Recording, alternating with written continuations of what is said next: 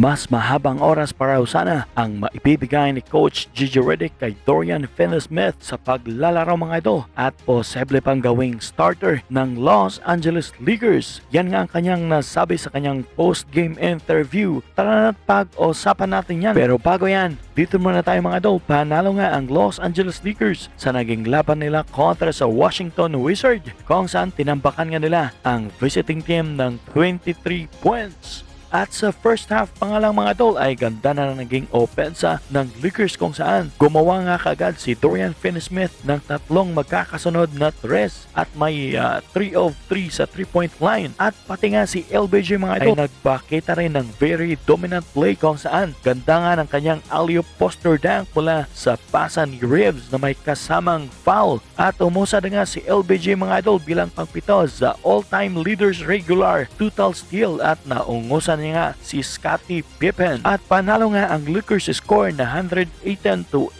at isa nga sa mga tumulong sa depensa at opensa ng Lakers ay si Dorian Finney-Smith na nagtalangan ng 16 points, 2 rebounds at may 4 of 6 sa 3-point line at 75% field goals. Ang laking tulong talaga ni Dorian Finney-Smith mga idol sa naging pagkapanalo nga nila kontra sa Washington Wizards. At sinabi nga ni Coach Gigi Redick mga idol sa kanyang post-game interview na mas mahabang oras para sana ang kanyang maibibigay kay Dorian Finney-Smith sa paglalaro at pwede pang gawing starter ng Los Angeles Lakers kung wala nga lang daw siyang iniindang injury. Yan nga ang kanyang sinabi sa post-game interview. Ayon pang kay Coach JJ mga idol na since day 1 pa nga lang daw ni Dorian Finney-Smith sa kanilang koponan ay nakikita niya nga raw ang pagiging 3-and-D player dahil sa kanyang defensive mindset, active hands at cutting inside the paint. Kaso nga lang daw kaya hindi pa ganun kahaba ang oras na kanyang binibigay dahil nga raw sa mga minutes restriction dahil sa kanyang injury noong nasa Brooklyn Nets pa nga lang daw ito. Pero kahit papano naman daw ay dinadagdagan niya nga raw ng 4 to 5 minutes ang oras ni Dorian Finney-Smith sa paglalaro.